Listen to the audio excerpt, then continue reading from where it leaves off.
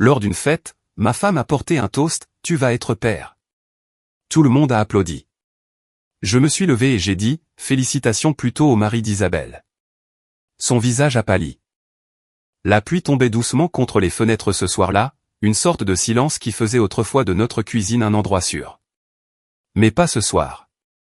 Ce soir, j'avais l'impression que l'air avait tourné au vinaigre, et je n'arrivais pas à me défaire du sentiment que quelque chose clochait. Je remuais la sauce pour les pâtes, essayant de ne pas trop analyser le silence derrière moi. Claire se tenait près de l'évier, le dos raide, les bras croisés serrés. C'était subtil, mais je la connaissais bien. Trop bien pour l'ignorer. Claire, ai-je dit doucement, en m'approchant et en touchant délicatement son bras. Tu as à peine parlé de la journée.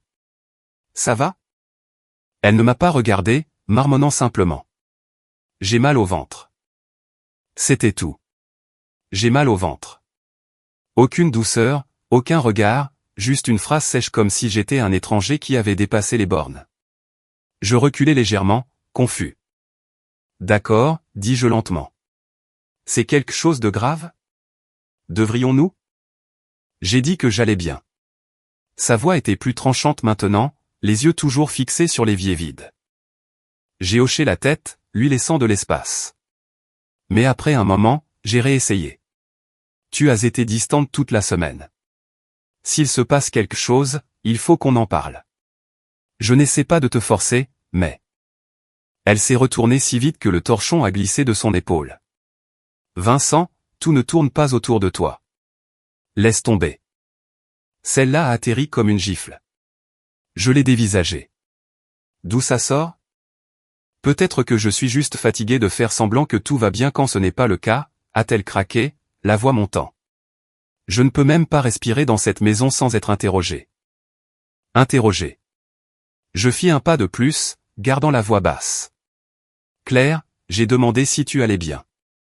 Ce n'est pas un interrogatoire. C'est ce que fait un mari. Oh, épargne-moi la routine du mari. Elle s'est moquée, agitant la main. Tu veux que je sourie, prépare le dîner, m'assoie en face de toi, et agisse comme si tu ne m'étouffais pas? Ma mâchoire s'est serrée. Donc maintenant je t'étouffe parce que je me soucie de toi. Elle rit amèrement. Parce que tu contrôles tout, même ce que je ressens. Ça m'a touché profondément. Je suis resté là, le cœur battant, regardant cette femme, mon épouse, dire des choses qui semblaient répétées, comme si elle attendait l'occasion de vider son sac. Claire, ai-je dit doucement. Si tu as besoin d'espace, prends-le. Mais ne réécris pas l'histoire pour justifier de me repousser. Je ne te repousse pas, siffla-t-elle. Tu ne rentres tout simplement pas dans la version de la vie que je veux en ce moment. Ça y était. Le silence après cela était assourdissant. Tout ce que je pouvais entendre, c'était la pluie tapant sur la vitre et le son de ma propre respiration. Je n'ai pas crié. Je n'ai pas supplié. J'ai juste hoché la tête et reculé comme si j'avais enfin compris quelque chose qui m'aveuglait jusqu'alors. Cette nuit-là, j'ai dormi sur le canapé. Pas parce qu'elle l'avait demandé, mais parce que je ne pouvais pas m'allonger à côté de quelqu'un qui me regardait comme ça. Nous étions mariés depuis 7 ans. Le crédit immobilier de notre pavillon en banlieue parisienne était à moitié remboursé. 2 voitures dans l'allée, des dîners entre amis le samedi. Elle travaillait dans le marketing au centre de Paris. J'enseignais la biologie au lycée local. Nous n'étions pas extravagants, mais nous étions stables. Ou du moins je le pensais. Mais ce moment dans la cuisine, ce regard froid, ces mots tranchants, c'était la première fois que je réalisais que quelque chose de fondamental s'était fissuré. Et je n'avais pas encore idée de la profondeur de cette fissure. La lumière du soleil se faufilait à travers les stores comme si rien ne s'était passé la nuit précédente. Les oiseaux gazouillaient dehors comme si notre cuisine ne s'était pas transformée en zone de conflit 12 heures auparavant. J'étais déjà debout au bord du lit, entièrement habillé. Claire était toujours sous les couvertures, me tournant le dos. Elle n'était pas venue sur le canapé. N'avait même pas vérifié si j'avais dîné après être parti en trombe. Je me suis frotté la nuque et je me suis raclé la gorge doucement. Bonjour, ai-je dit, essayant de garder un ton léger. J'ai appelé le cabinet du docteur Henri Valois. Ils peuvent te recevoir demain matin à 9 h. Elle n'a pas répondu. J'ai attendu. Je veux juste être sûr que tout va bien avec ton estomac. Tu dis que tu as mal. J'ai pensé que ça valait la peine de vérifier. Toujours rien. Puis la couette a bougé et elle a bondi comme un ressort, me fusillant du regard. Tu quoi? J'ai fait un petit pas en arrière, pris au dépourvu. J'ai pris rendez-vous juste par précaution. Ses yeux se sont plissés. Qui t'a dit de faire ça? Personne ne me l'a dit. Tu dis que tu ne te sens pas bien. Tu m'as agressé hier. Tu as dit que tu étais malade. Alors, j'ai fait la chose normale. J'ai appelé le médecin. Elle s'est assise complètement maintenant, les bras croisés sur sa poitrine. Tu es incroyable. Tu penses que parce que j'ai dit que j'avais mal au ventre, tu peux commencer à organiser toute ma vie. J'ai cligné des yeux. Claire, c'est un contrôle. C'est tout. Tu n'es pas obligé d'y aller si tu n'en as pas envie. Oh, quelle générosité. Elle a ricané en sortant du lit. Mais la vraie raison pour laquelle tu l'as fait. Tu ne me fais pas confiance. C'est de ça qu'il s'agit, n'est-ce pas? Quoi? Non. Oui. Sa voix s'est brisée, les yeux écarquillés avec quelque chose de plus profond que la colère. Tu essaies de me contrôler, Vincent. Tu penses que si je n'agis pas de la façon dont tu l'attends, tu as le droit de me gérer comme une sorte de projet. J'ai levé les mains, calme. Tu m'as dit que tu ne te sentais pas bien. J'essayais d'aider. Ce n'est pas du contrôle. C'est de l'inquiétude. Elle faisait les 100 pas maintenant, ouvrant des tiroirs pour ensuite les claquer. Tu sais quoi? Tu as toujours été comme ça. Discret, gentil, raisonnable, mais en dessous de ça, tu gardes toujours un œil. Tu me surveilles toujours comme si j'allais déraper. Ma voix a baissé. Y a-t-il quelque chose que tu essayais de cacher? Elle s'est figée au milieu d'un pas. C'était fait. Tout son corps s'est immobilisé. Puis ses lèvres se sont retroussées en quelque chose entre le dégoût et la panique. Incroyable. Tu penses que je mens maintenant? Que j'invente ça? Je n'ai pas répondu. Elle a attrapé un coussin et l'a lancé à travers la pièce. Mon Dieu, je ne peux pas respirer dans cette maison. Je ne t'empêche pas de respirer, ai-je dit calmement. J'ai juste demandé si tu voulais voir un médecin. Elle s'est retournée contre moi, pointant un doigt tremblant vers ma poitrine. Non, tu l'as programmé. Tu n'as pas demandé. C'est ça la différence. J'ai expiré lentement, essayant de ne pas combattre le feu par le feu. Tu as raison. Je n'ai pas demandé. J'aurais peut-être dû, mais je ne pensais pas que demander était nécessaire quand tu as dit que tu n'allais pas bien. Elle est passée devant moi en trombe pour aller dans la salle de bain, tirant la porte si fort qu'elle a tremblé. Tu essaies de te faire passer pour le type calme, hein? Le gentil. Mais ce n'est que de la manipulation. Je ne suis pas ta patiente, Vincent. La porte a claqué. Je suis resté là, seul, fixant les rainures du bois, me demandant comment on en était arrivé là.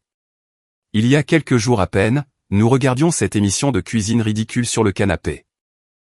Claire recroquevillait à côté de moi, son rire me faisant oublier tout le stress du travail. Maintenant, elle m'accusait d'essayer de la contrôler pour avoir pris un rendez-vous médical. J'ai jeté un coup d'œil à la photo encadrée sur notre commode. Nous en randonnée dans les Vosges l'automne dernier. Ses joues rougies par le vent, son sourire si vrai qu'il rayonnait presque. Je la connaissais comme je connais mes propres mains. Mais ça. Ce n'était pas elle. Ou peut-être que si, et je le voyais seulement maintenant. Quelques minutes plus tard, elle est sortie en trombe, sac jeté sur l'épaule, le visage encore humide d'avoir lavé le masque qu'elle portait. Je reviendrai plus tard, a-t-elle lancé en me frôlant. Où vas-tu? Elle s'est retournée dans le couloir, les yeux vitreux. Je ne te fais pas un rapport sur chacun de mes mouvements, Vincent. Et sur ce, elle est partie. Je suis resté dans la chambre un moment, écoutant le silence s'installer autour de moi comme de la poussière. Je n'étais pas en colère. Pas encore. J'étais inquiet, confus. Et sous cette confusion, quelque chose de plus froid avait commencé à se former. Le doute. Pas seulement à propos de la dispute, mais sur ce qui avait vraiment changé en elle. Ou peut-être sur ce qu'elle cachait depuis le début. 3 jours ont passé. Claire n'a pas reprogrammé la visite chez le médecin, et je n'en ai plus reparlé. Le vendredi, nous faisions tous les deux semblant que rien ne s'était passé. Isabelle et Mathieu, nos amis les plus proches, organisaient une petite réunion dans leur jardin. Juste des grillades au barbecue, un brasero, des rires, des boissons, une pause dans la tension, ou du moins je le pensais. Claire s'est habillée avec soin. Cette robe d'été bleue que je n'avais pas vue depuis des mois, les cheveux détachés sur les épaules, un léger brillant sur les lèvres. Elle était magnifique. Pas pour moi, mais magnifique. Nous nous sommes garés dans leur allée vers 18h. Isabelle nous a pris dans ses bras. Mathieu m'a tapé dans le dos comme d'habitude. Cela semblait être une routine familière. Mais au moment où nous avons posé le pied dans le jardin, quelque chose en Claire a changé. Je l'ai vue à sa façon de sourire, plus large que d'habitude, juste un peu trop éclatante. « Vincent, prends un verre », a-t-elle dit en me dépassant vers la table où Mathieu se tenait en riant avec Isabelle. Je me suis servi une boisson gazeuse, j'ai échangé quelques mots avec Isabelle, mais je regardais Claire. Elle se tenait à côté de Mathieu, se penchant légèrement vers lui, riant trop vite à la blague qu'il venait de faire. Sa main a frôlé son bras, pas de manière évidente, pas longtemps, mais assez pour que cela ne ressemble pas à un accident. Je les ai rejoints, glissant doucement mon bras autour de son épaule. Elle a tressailli, pas dramatiquement, mais sa posture s'est raidie l'espace d'une seconde avant qu'elle ne fasse un petit pas en avant, laissant mon bras retomber.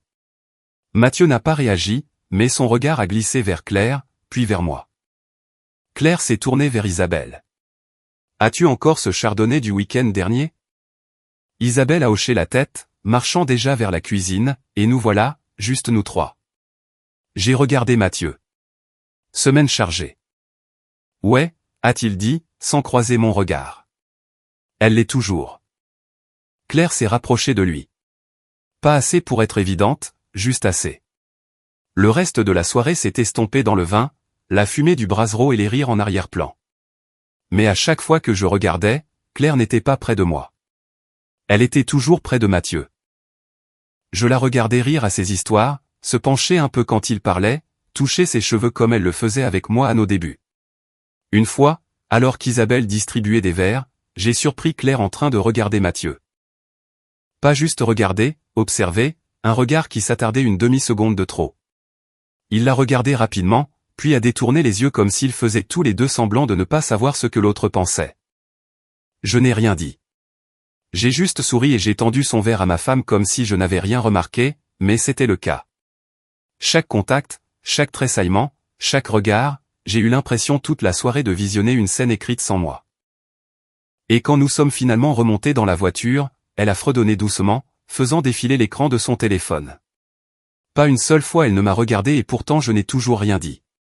À l'intérieur, quelque chose changeait silencieusement et de façon permanente. C'était un mardi quand j'ai trouvé Alain Berger. Un vieil ami d'un ami. Le genre de type qui se fondait dans le décor et posait des questions sans jamais avoir l'air d'en poser. Ancien policier devenu un homme discret avec un bureau discret au-dessus d'une laverie près du centre de Paris. Plaque de porte de travers, café brûlé. Moquette plus vieille que moi. Mais il obtenait des résultats. « Dis-moi exactement ce que tu cherches », a-t-il dit en tapotant un bloc-notes usé. J'ai hésité. Je crois que ma femme cache quelque chose, ai-je finalement lâché. Et ce n'est pas juste une situation inappropriée. Alain Berger n'a pas bronché. Tu as un nom ? Mathieu Rivière, ai-je répondu. Il est marié. Il est proche de nous. Alain Berger a hoché la tête lentement en griffonnant. Pas de problème. Je ferai ça proprement. Tu auras des photos, des horodatages, de l'audio si je peux. Rien d'illégal, rien de brouillon, juste la vérité. La vérité. C'était tout ce que je voulais. Une semaine plus tard, je me suis retrouvé dans ce petit bureau à l'odeur de renfermé. Alain Berger ne m'a pas accueilli avec des banalités. Il a juste fait un geste vers une chaise et a tourné l'écran d'un ordinateur portable vers moi. « Écoute ça », a-t-il dit. L'enregistrement a légèrement grésillé avant de se stabiliser. Du vent, des bruits de moteur. Puis la voix de Claire. J'ai du retard. Genre vraiment du retard. J'ai acheté 3 tests, Mathieu. Tous positifs. Je me suis figé. La voix de Mathieu a suivi. Plus basse. Tendue. Tu es sûr qu'ils sont fiables? Je suis dans le parking d'un hôpital avec une échographie dans mon sac à main, a-t-elle dit, la voix tremblante. Ouais, je suis sûr. Mathieu a marmonné un juron dans sa barbe. Puis le silence. Juste le son ambiant. Des voitures qui passent. Quelqu'un qui tousse au loin. Claire à nouveau. Je ne sais pas quoi faire. Mathieu, est-ce que Vincent? Non. Elle l'a interrompu. Et il ne le saura pas. Pas encore. Alain Berger a mis l'audio en pause. J'ai fixé l'écran. La barre de progression n'en était qu'à la moitié, mais j'en avais entendu plus qu'assez. Je n'ai pas pu parler au début. Ma mâchoire était serrée, mes poings crispés sur mes genoux. Alain Berger a attendu, respectueux. Puis il s'est légèrement penché en avant. Il y a plus. Elle lui dit qu'elle va t'inscrire comme étant le père. Que c'est plus facile comme ça pour la sécurité sociale, les dossiers médicaux, sa réputation. J'ai fermé les yeux. Je n'étais pas seulement confronté à une trahison de confiance. J'étais confronté à un plan, un choix. Elle avait pris la décision de me tromper. Pas dans le feu de l'action, mais avec une logique froide.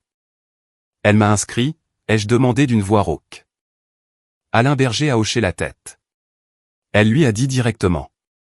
Le nom de Vincent figurera sur les dossiers. C'est propre. Il ne posera pas de questions si je m'y prends bien. J'ai plaqué une main sur ma bouche, ravalant quelque chose entre un rire et un gémissement. Ce n'était pas juste une situation inappropriée. C'était une construction. Elle bâtissait un mensonge brique par brique. Alain Berger a fait glisser un dossier sur le bureau. À l'intérieur, des photos. Claire et Mathieu appuyés sur une voiture dans le parking de l'hôpital, la main de Claire posée sur son ventre, le visage de Mathieu pâle, les lèvres pincées. « Ça va ?» a demandé Alain Berger. J'ai hoché la tête lentement. Ouais, ça allait. Parce que maintenant, pour la première fois depuis des semaines, j'y voyais clair. L'histoire n'était plus à moitié écrite, et je savais exactement comment ce chapitre devait se terminer. L'hôpital sentait l'antiseptique et les mensonges silencieux. J'ai franchi les portes coulissantes juste après 9 heures, les mains fermes dans mes poches, le rythme cardiaque lent et contrôlé. Pas de rage, pas de tremblement, juste un but. À la réception, une jeune infirmière leva les yeux avec un sourire poli. « Comment puis-je vous aider ?»« Je suis ici pour ma femme, » ai-je dit calmement. Claire Dupuis. Elle a fait des examens récemment. L'infirmière a tapé sur son clavier un moment. « Êtes-vous inscrit comme famille immédiate ?»« Je suis son mari, Vincent Moreau. » Elle a hésité, les doigts planant au-dessus des touches. « Je vais devoir confirmer votre identité. » J'ai fait glisser ma pièce d'identité sur le comptoir. Elle l'a étudiée, a jeté un coup d'œil à l'écran, puis à moi. « Vous êtes inscrit comme le père ?» a-t-elle dit doucement. C'était là la réalité imprimée. Froide, plate, officielle. « Oui », ai-je répondu. « C'est exact », elle a hoché la tête, toujours incertaine. Un instant, elle a disparu dans le couloir. Je suis resté là à regarder un agent d'entretien pousser une serpillière devant moi comme si rien au monde n'avait basculé. Quelques minutes plus tard, elle est revenue en tenant un dossier fin. « C'est tout ce que je peux communiquer sous votre nom », a-t-elle dit. « Merci », ai-je dit. Un médecin s'est avancé à côté d'elle, examinant la fiche. Un homme d'une quarantaine d'années, aux yeux calmes, dégageant une chaleur chaleureuse de façade. « Monsieur Moreau », a-t-il dit avec un doux sourire, en tendant la main. « Félicitations. » J'ai pris sa main. « Merci », ai-je répondu. Les mots sonnaient bizarrement dans ma propre bouche. « Elle en est au tout début », a-t-il continué. « Mais tout semble stable pour le moment.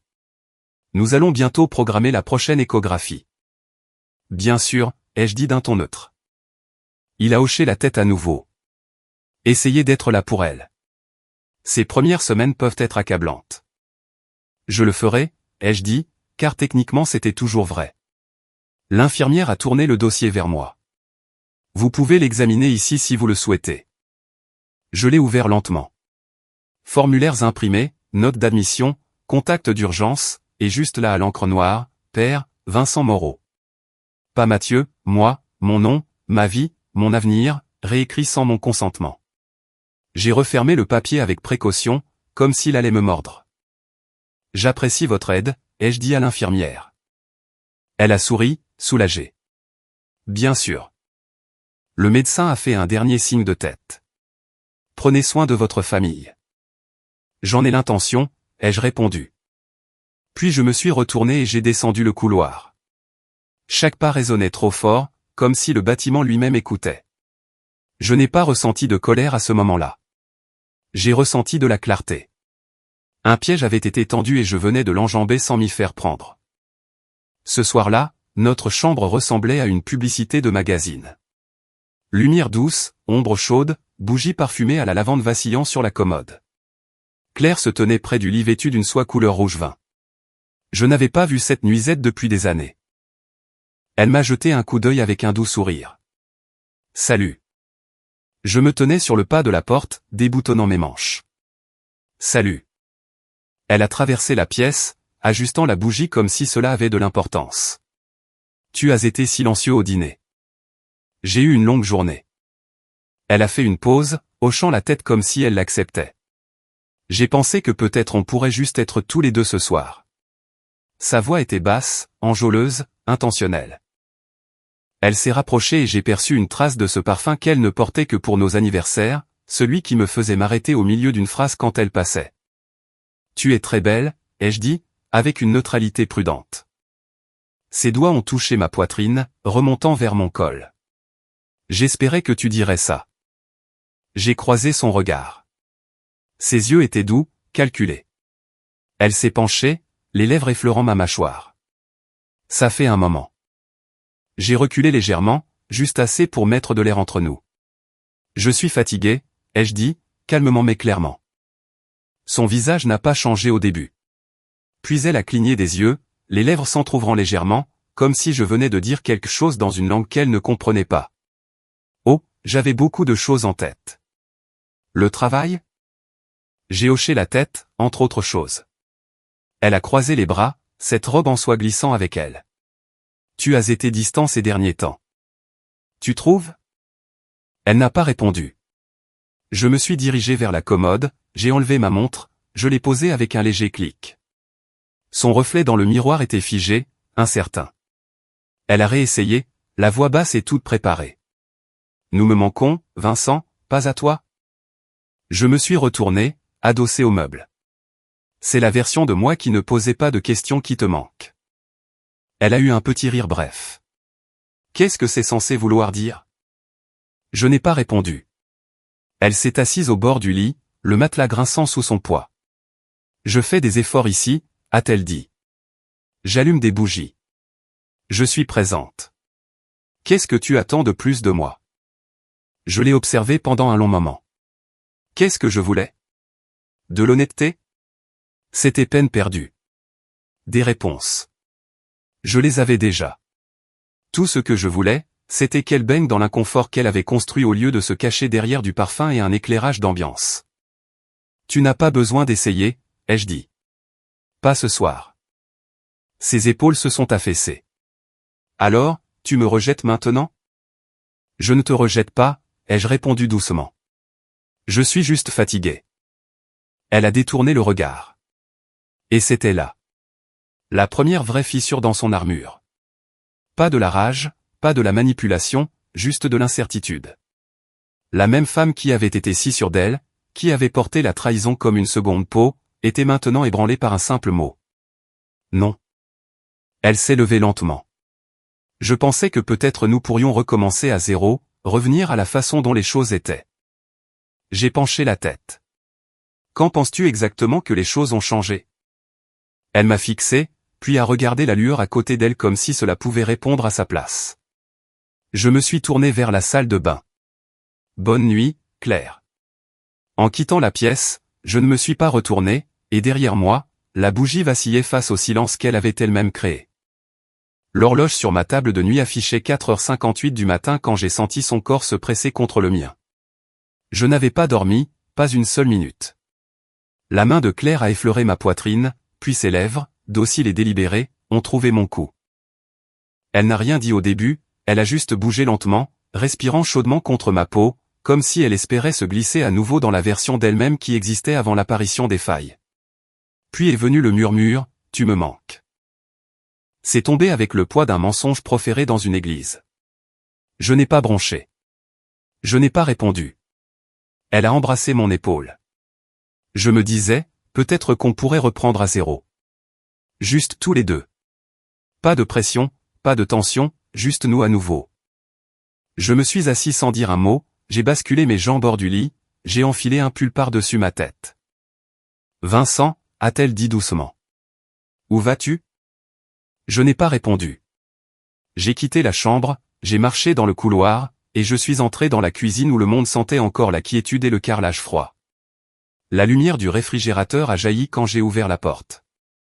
Des œufs, du beurre, du pain, l'ordinaire. J'ai agi avec méthode, comme quelqu'un qui avait fait ça 1000 fois parce que c'était le cas. Sauf que maintenant, tout était différent. Derrière moi, j'ai entendu ses pieds toucher le sol. Un instant plus tard, le bruissement du tissu, puis le doux bruit de ses pas. J'ai cassé les œufs dans la poêle et je les ai laissés grésiller, le sifflement coupant la tension comme une lame. La voix de ma femme a suivi, enrobée de sucre et de crispation. Tu t'éloignes, c'est tout. Je prépare le petit déjeuner, ai-je dit sans me retourner. Pour qui ? A-t-elle demandé, croisant les bras sur le pas de la porte. Parce qu'on n'a vraiment pas l'impression que tu es encore là avec moi. J'ai retourné mon plat avec précaution. Tu as faim ? Elle a cligné des yeux. Tu es sérieux là ? Je me suis finalement retourné pour contempler ses cheveux en bataille à cause du sommeil. Encore cette tenue de soie, froissée désormais, ses lèvres toujours brillantes du fantasme qu'elle tentait de recréer. J'ai soutenu son regard. Calme. Constant. Tu ne veux pas d'eux. Vincent, arrête. A-t-elle craqué en entrant dans la pièce. Tu fais encore ce truc où tu agis comme si rien n'avait d'importance. Comme si je n'avais pas juste essayé de te parler, de m'ouvrir à toi. Tu as tenté un rapprochement intime, ai-je dit platement. Sa voix s'est élevée. J'essaie de me reconnecter.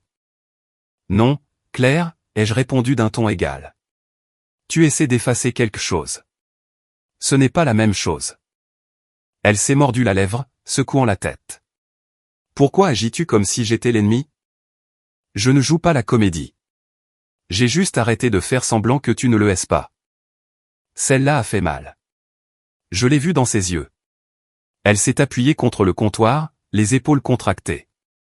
Alors, c'est comme ça maintenant ? Tu ne me parles pas ? Tu cuisines et tu poses des devinettes. J'ai posé le tout dans une assiette, j'ai éteint la cuisinière. Certaines choses, ai-je dit, en faisant glisser le plat vers elle. N'ont plus besoin de mots. Ça ne veut rien dire, a-t-elle rétorqué. Pour moi, si. Elle m'a fixé, la posture toujours fermée comme si elle essayait de s'empêcher de s'effondrer. Tu penses tout savoir ? Elle a continué, tu penses m'avoir cerné ? J'ai de nouveau plongé dans ses yeux. Je crois que j'ai arrêté d'essayer de me convaincre que je ne sais pas déjà tout. Sa bouche s'est ouverte, puis refermée. Rien n'est sorti. J'ai attrapé un deuxième couvert, je me suis servi sans prononcer une syllabe de plus. Sa respiration est devenue haletante. Je ne voulais pas que ce soit ainsi, a-t-elle murmuré. J'ai hoché la tête. Moi non plus. Tu ne me demandes même pas ce que je ressens. Tu ne veux pas qu'on te le demande, ai-je lâché, la voix basse. Tu veux être pardonné sans avoir à t'expliquer. Un instant de silence. Elle s'est avancée, a doucement touché mon bras. Vincent, j'ai peur. Je ne dis pas tout en ce moment parce que je ne sais pas comment faire. Je n'ai pas bougé. Tu avais le temps. Je l'ai toujours, a-t-elle chuchoté. Mais je n'ai pas répondu. Le grille-pain a sauté. Je me suis emparé des tranches, beurré les deux morceaux, placé une à côté d'elle et l'autre sur ma portion. Elle ne s'est pas assise. Elle est restée là à regarder, instable. Mange quelque chose. Ai-je dit calmement. Elle a regardé la table, puis moi. Tu vas vraiment faire ça ? Juste t'asseoir ici et agir comme si rien de tout ça n'était réel ? Je l'ai observé et pour la première fois depuis des jours, j'ai souri. Pas un sourire bienveillant, un rictus entendu. J'agis comme si c'était très réel. Elle a reculé. Ses paupières battaient rapidement. Tu n'es pas censé être celui qui prend ses distances.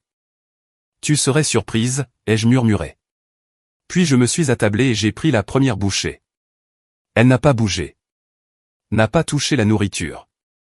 Elle est restée plantée là, sa nuisette tombant d'une épaule, les rayons du matin frappant son visage comme une vérité qu'elle n'avait pas prévue. Son plan ne tombait pas à l'eau. C'était déjà fait. Et maintenant tout ce qui restait était l'écho de la pièce et le cliquetis silencieux de ma fourchette contre la porcelaine. À midi, le ciel s'était couvert. Une lumière grise planait sur Paris comme une pause avant l'inévitable. Je me suis garé devant le cabinet d'avocat, j'ai coupé le moteur, et je suis resté assis là un moment, les doigts tapotant le volant. Je n'étais pas là pour brûler les ponts. J'étais là pour construire la porte de sortie. Le bâtiment était fait de briques et de verre, calme, sérieux. À l'intérieur, les murs étaient tapissés de livres dont je doutais que quiconque les ouvre à moins d'y être obligé. La secrétaire derrière son poste m'a accueilli avec un sourire fatigué. « Vous êtes Monsieur Moreau ?»« Oui, Vincent. Maître Philippe Dumont va vous recevoir maintenant. » Je l'ai suivi dans un couloir étroit jusqu'à un bureau d'angle. Des vitres, un vieux meuble en bois, 2 chaises en face. Maître Philippe Dumont s'est levé à mon entrée. La cinquantaine entamée, costume sombre, cheveux poivre et sel, des traits qui semblaient avoir vu toutes les formes de mariage se défaire. Il m'a serré la main. Poigne ferme, aucune chaleur, juste le sens des affaires. « Vous avez du concret pour moi ?» a-t-il demandé en m'invitant à m'asseoir. J'ai sorti le dossier de mon manteau et je l'ai posé devant lui. À l'intérieur, les impressions du rapport d'Alain Berger, les transcriptions de l'enregistrement, les heures précises, les clichés sur le parking de l'hôpital, une copie des documents médicaux montrant mon nom inscrit comme étant le père, et une clé USB soigneusement étiquetée à l'encre noire. Des preuves. Maître Philippe Dumont a ouvert le tout et a commencé à feuilleter. Il ne s'est pas pressé. Il n'a pas parlé. Il a juste scanné chaque page l'une après l'autre au rythme lent et régulier d'un expert habitué à fouiller les cendres. Je suis resté en silence. Le seul bruit était le faible bourdonnement d'une bouche d'aération au plafond et le léger crissement du papier glissant sur le bureau. Quand il a atteint la dernière feuille, il s'est adossé à son siège, reposant une main sur le tas. Ceci, a-t-il dit finalement, est inattaquable. J'ai hoché la tête une fois. Je ne suis pas surpris. Vous gagnerez sur toute la ligne, a-t-il continué. La garde, les biens, l'opinion publique, si cela vous importe. Elle peut essayer de se battre, mais ça n'ira pas loin. Pas avec une déclaration frauduleuse de paternité et l'évidence d'une relation inappropriée. Je ne tiens pas à la traîner dans la boue, ai-je précisé calmement. Je veux juste en finir proprement. Maître Philippe Dumont a penché la tête. Vous réalisez. Elle a essayé de vous emprisonner légalement avec un enfant qui n'est pas le vôtre. Je réalise. Elle aurait pu se taire, attendre, percevoir une pension alimentaire pendant 18 ans. J'ai acquiescé à nouveau. C'est pourquoi je suis ici maintenant avant que les dégâts ne s'aggravent. Le juriste a tapoté la chemise cartonnée. Homme intelligent, vous avez agi tôt. J'ai agi juste après avoir arrêté de me voiler la face. Il s'est penché en avant, tirant les documents vers lui comme s'il faisait déjà partie d'une procédure lancée. Je vais commencer les démarches aujourd'hui. Ce sera rapide, chirurgical. Je préfère la discrétion à la rapidité, ai-je indiqué. Mon interlocuteur a esquissé un sourire sec. La discrétion est facile quand on a la vérité de son côté. Je me suis levé, je lui ai de nouveau tendu la main. Merci, ai-je dit. Pas de quoi, a-t-il répondu. C'est elle qui a constitué le dossier. Vous ne faites que la porter. Dehors, les nuages n'avaient pas bougé, mais d'une certaine manière l'atmosphère semblait plus légère. Je ne me sentais pas invincible. Je me sentais serein, et pour la première fois depuis plusieurs semaines, je savais exactement où j'en étais. La maison d'Isabelle possédait toujours cet éclat chaleureux et détendu, comme un lieu épargné par les tragédies. Des guirlandes lumineuses sur la clôture, le rythme entraînant de la musique en fond, le tintement des verres, et l'odeur des grillades flottant dans le jardin. On pourrait jurer que la paix habitait ici. Mais ce soir, la tournure des événements allait être radicalement différente. Claire s'était trop apprêtée pour un simple barbecue. robe rose pâle, collier en or, chevelure ondulée comme si l'événement était plus important qu'elle ne voulait l'admettre. Ses yeux brillaient d'une sorte d'énergie fébrile, telle une personne s'apprêtant à réaliser un tour de magie devant un public crédule. Isabelle nous a accueillis comme à son habitude. Des accolades chaleureuses, un rapide, les boissons sont vers la glacière. Les burgers arrivent. Ma femme s'est rapidement immiscée dans les discussions, la mine réjouie, le ton plus enjoué qu'il ne l'avait été depuis des lustres. Elle a ri d'un peu trop bon cœur à la plaisanterie de Mathieu. Son épouse n'a pas eu l'air de le remarquer. Ou peut-être essayait-elle de fermer les yeux. Je me tenais à l'écart du groupe, sirotant une boisson gazeuse, laissant les invités s'agiter autour de moi comme si j'étais transparent. Puis le moment est arrivé. La future mère a doucement fait teinter son verre, réclamant l'attention de l'assemblée. « Je voudrais juste annoncer quelque chose très rapidement », a-t-elle déclaré, le timbre doux et clair. Je sais que nous avons été un peu distants ces derniers mois, mais je crois qu'il est temps de partager l'heureuse nouvelle. J'ai senti mes tripes se nouer. Elle a plongé son regard dans le mien. Vincent et moi, sa voix a tremblé juste ce qu'il fallait, parfaitement calculé, allons avoir un bébé. Il y a eu un instant de suspension. Puis des cris de joie ont éclaté, des rires, des applaudissements, des coupes levées. Quelqu'un s'est exclamé, enfin. Un autre a renchéri, félicitations, mec. Isabelle a plaqué ses mains sur sa bouche, les yeux écarquillés. Oh mon Dieu, Claire, c'est formidable. Quant à Mathieu. Il est resté planté là, paralysé, son visage se vidant de son sang comme si une trappe s'était ouverte sous ses pieds. L'oratrice s'est tournée vers moi, radieuse, vas-y, chérie, dis-leur. J'ai levé mon verre lentement, j'ai observé chaque personne réunie autour du feu. Puis j'ai souri. À vrai dire, ai-je prononcé, d'un ton calme, limpide, et glacial comme une bise hivernale. Vous devriez plutôt porter un toast à Mathieu. Le silence fut instantané. Plus personne ne riait. Personne ne bougeait. Mathieu a cligné des paupières. Une fois, deux fois, puis il a fixé la bière qu'il tenait comme si elle menaçait de s'évaporer. Isabelle a regardé de l'un à l'autre, perdue. Attendez, quoi? Je me suis tourné vers l'hôtesse, tenant toujours mon verre fermement. Claire est enceinte. Cette partie est exacte. Le sourire de mon ex-femme a vacillé. Mais ce n'est pas le mien. Elle a bredouillé, haletante. Vincent, quoi? Qu'est-ce que tu racontes? Je ne lui ai même pas accordé un regard. Je n'ai pas lâché son amant des yeux. Tu souhaites intervenir ou je continue? Sa compagne s'est tournée vers lui. Mathieu. Ce dernier a ouvert la bouche, l'a refermée. Son teint était livide, presque verdâtre sous l'éclairage de la terrasse. Claire s'est avancée précipitamment. Il ment. Je ne sais pas ce qu'il lui prend. Il est juste. Il est perdu. Il est bouleversé. J'ai sorti la clé USB de mon manteau et les brandis. Enregistrement audio. Vous deux sur le parking de l'hôpital. Ta voix. Tes mots. L'intéressé a finalement pris la parole. Un son rocailleux et grave. Claire. L'attention de son épouse s'est braquée sur lui. Que as-tu fait? La femme enceinte a tendu le bras, essayant de m'arracher la clé. Vincent, arrête ça. Je t'en prie, on peut s'arranger. Tu n'es pas obligé de faire ce scandale ici. C'est, ai-je rétorqué doucement, exactement ici que ça doit se passer. J'ai balayé l'assistance du regard, des proches que nous fréquentions depuis des années, certains depuis la cérémonie de mariage. Tous nous dévisageaient à présent avec des yeux ronds, agrippés à leur gobelet comme s'ils risquaient de renverser la vérité en bougeant trop vite. Toutes mes félicitations, Mathieu, ai-je achevé mon discours. J'espère que tu es paré pour changer les couches. Il a reculé d'un pas comme s'il avait encaissé un coup. Sa conjointe a de nouveau porté la main à sa bouche. Mais cette fois, ce n'était plus de la stupéfaction. C'était la nausée. La voix de la coupable s'est brisée. C'était une erreur, Vincent. J'allais tout avouer. J'étais terrifié. Tu n'étais pas terrifié, ai-je assoné. Tu étais calculatrice.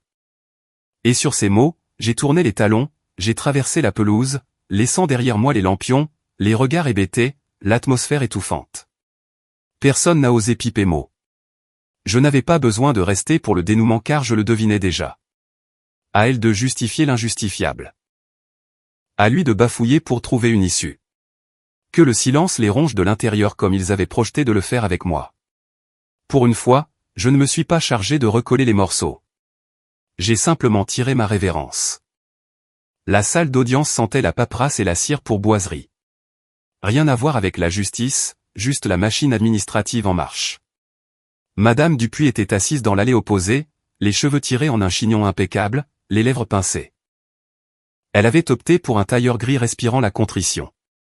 Son représentant légal, un homme soigné arborant une cravate hors de prix, s'est penché et a murmuré quelque chose comme s'il peaufinait le scénario idéal. Mon propre défenseur, maître Philippe Dumont, était à mes côtés, muet, serein. Inutile d'inventer des fables. La réalité tenait dans une pochette. Le magistrat nous a fait signe d'approcher. L'avocat adverse a pris la parole en premier. Monsieur le Président, ma cliente ne remet pas en cause les preuves de paternité. Elle avoue son tort, mais sollicite l'indulgence du tribunal quant au contexte psychologique. Elle souffrait d'isolement, délaissée affectivement au sein d'une union où le dialogue était rompu depuis des lustres. Il n'y a eu aucune intention malveillante, uniquement du désarroi et de l'angoisse. Je suis resté de marbre.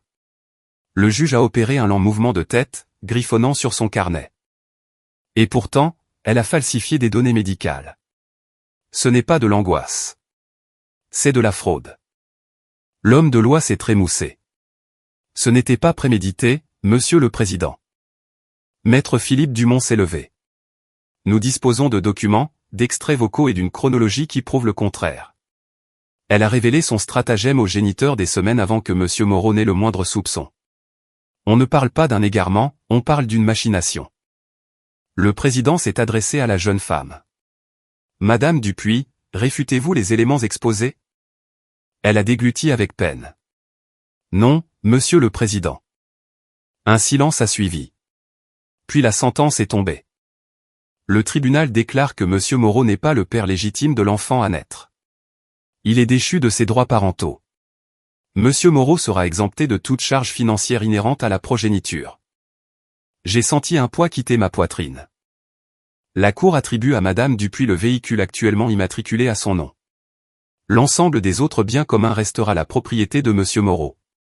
Le divorce est prononcé avec effet immédiat. Et en conclusion, Monsieur Mathieu Rivière sera désigné comme le père biologique et devra assumer la totalité des obligations parentales, incluant le versement d'une pension, dès l'accouchement. J'ai glissé un œil de l'autre côté de la pièce. L'amant, installé en retrait, n'a même pas daigné lever la tête, il fixait intensément le bureau. La mâchoire de son ancienne maîtresse tremblotait. Mais moi. J'éprouvais une sensation de légèreté, comme si un étau s'était desserré. Alors que nous nous levions pour quitter les lieux, maître Philippe Dumont a tapoté mon épaule. Vous avez raflé la mise. Non, ai-je rectifié, j'ai obtenu encore mieux. C'est-à-dire? La page est tournée. Et sur ces entrefaites, j'ai quitté la juridiction, en homme libre. C'était un dimanche matin paisible quand on a frappé à ma porte. Des coups posés, dénués d'hésitation, fermes. J'ai ouvert et je me suis retrouvé face à Isabelle. Les cheveux tirés en arrière, le visage nu, les yeux rougis par le manque de sommeil, mais les épaules droites. Le menton altier. Elle m'a adressé un timide sourire. Salut, ai-je lancé en me décalant. Tu veux entrer? Elle a secoué la tête. Non, je n'ai pas besoin de m'installer. Il fallait juste que je te pose une question. Je me suis adossé au chambranle, la fraîcheur automnale s'engouffrant dans son sillage. Elle a levé les yeux vers moi et a soufflé d'une voix presque inaudible. Comment as-tu tenu le coup? J'ai laissé le calme envelopper l'instant. Lui donner de l'espace. Puis j'ai répondu avec simplicité, j'ai flanché en privé, à l'abri des regards. Ses pupilles se sont embuées, mais aucune larme n'a coulé. J'ai poursuivi, certaines trahisons ont l'impact d'un séisme. Elle a hoché la tête, le timbre plus assuré. Ouais, mais on se reconstruit, ai-je ajouté. Et si l'on s'y prend bien, les fondations en ressortent renforcées. Elle a laissé échapper un rire nerveux. Mathieu a pris ses affaires hier. Je n'étais pas étonné. Je lui ai signifié qu'il m'était impossible de cohabiter avec quelqu'un capable de mentir avec un tel aplomb à ceux qui croyaient le plus en lui. J'ai validé. C'est une décision que j'honore. Elle m'a observé un moment de plus, puis s'est avancée et a enlacé mon torse. Ce geste n'avait rien de sentimental. C'était simplement le réconfort mutuel de deux naufragés ayant survécu à la même tempête. Lorsqu'elle s'est reculée, elle a souri à nouveau. Sincèrement cette fois. Je suis ravi que tu t'en sortes. C'est le cas à présent. Moi de même. Et puis elle a fait demi-tour, a dévalé les marches, et s'est fondue dans la clarté matinale. Je suis resté immobile quelques secondes, contemplant l'avenue, le feuillage, la quiétude. Ensuite, j'ai repoussé le battant, et je suis retourné à une existence qui m'appartenait à nouveau. Pleine, sereine, et enfin authentique. Commentaire, je voulais vous dire que dans des moments comme celui-ci, ce qui compte le plus, c'est de préserver sa dignité. J'ai appris avec le temps que poser des limites claires n'est pas de l'égoïsme, mais une forme de respect envers soi-même. La gentillesse reste précieuse, même quand on traverse des épreuves, car elle nous évite de sombrer dans l'amertume. La guérison prend du temps, et c'est en l'acceptant qu'on avance vraiment.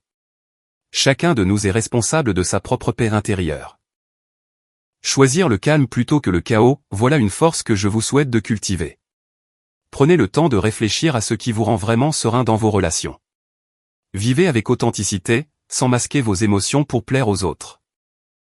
Et surtout, rappelez-vous que vous méritez une vie où règne la confiance. Merci de m'avoir écouté, et n'hésitez pas à partager vos réflexions en commentaire. Si vous avez aimé, n'oubliez pas de laisser un commentaire et de soutenir la chaîne en vous abonnant. À bientôt pour les prochaines stories.